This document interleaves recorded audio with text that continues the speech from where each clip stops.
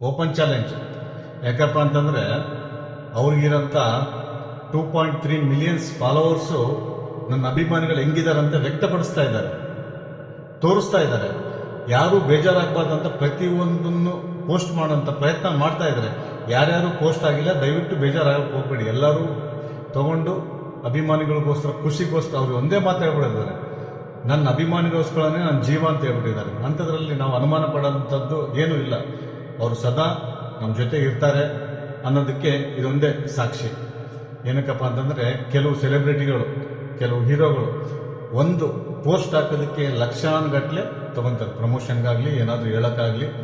ಆದರೆ ದರ್ಶನ್ ಬಾಸ್ ಯಾವತ್ತೂ ಅದನ್ನು ಎಕ್ಸ್ಪೆಕ್ಟೇ ಮಾಡಲ್ಲ ಅನ್ನೋದಕ್ಕೆ ಈ ಪೋಸ್ಟ್ಗಳೇ, ಹುಟ್ಟುಹಬ್ಬದ ಪೋಸ್ಟ್ಗಳಾಗ್ತಾ ಇಲ್ಲ, ಅದೇ ಉದಾಹರಣೆ.